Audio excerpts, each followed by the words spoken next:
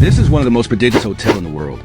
And today we're going to talk about spending 5 days living in one of the most unique places in the world, a capsule hotel in Japan. Let's find out what it's really like to live like a tiny, futuristic space traveler for an entire week. Let's go! Alright, so first off, what is a capsule hotel? Well, it's pretty much exactly what it sounds like. Instead of a traditional hotel room, you're staying in a tiny capsule that's barely bigger than a coffin. You sleep in a pod, and that's pretty much your entire experience. And you're probably wondering, why would anyone want to do that? Well, it's affordable, super efficient, and feels like you're living in a sci-fi movie. It's the future of budget travel in Japan, and today, I'm diving in head first. Now, let's take a look at this capsule.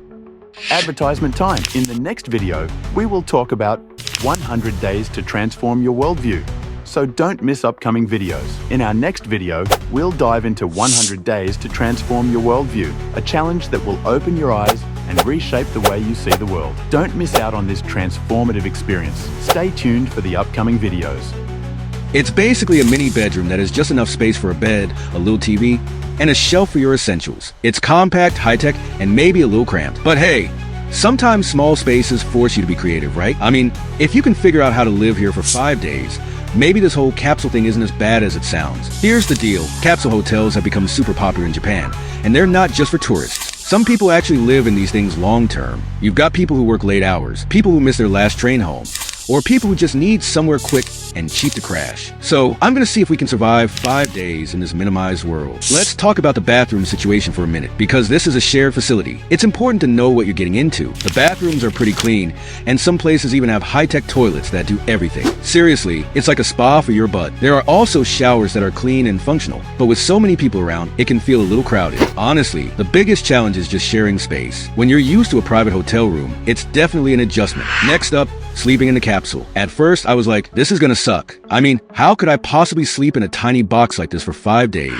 But here's the thing, it's not actually that bad. Sure, it's tight. There's barely room to move, and at first, I couldn't figure out how to get comfortable. But after a couple of nights, you kind of just adapt. The bed is actually surprisingly cozy, and it's perfect if you're just sleeping. But if you like to spread out or need space for your stuff, you're out of luck. It's a no-frills experience. Now, something I didn't expect, the Wi-Fi. It's fast, like really fast. I was honestly shocked. I expected to be living in the digital stone age here, but no, I've got blazing speeds, which means I can work, stream Netflix, or even play games without any issues. That's a huge win for capsule living. It's a small space, but the tech is top-notch. There's even a little screen in this capsule where I can watch TV or catch up on the news. It's actually kind of cool. As for meals, let's be real, there's no restaurant or room service in these places. Most capsule hotels offer instant snacks like coffee, tea, and a couple of prepackaged food items. Breakfast is usually just something quick, instant noodles or a muffin. But hey, it gets the job done. And if you're only here for a night or two,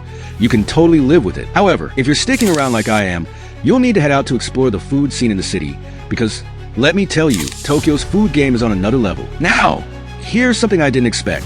You actually start to get used to it. The whole living in a tiny pod thing. Now, here's something I didn't expect. You actually start to get used to it. The whole living in a tiny pod thing. It stops being weird after a couple of days. It's kind of like sleeping in your own personal cocoon. It's quiet, it's dark, and after a while, you don't really miss the space. It's almost comforting. That's the weird part. There's no clutter, no distractions, just you and your thoughts.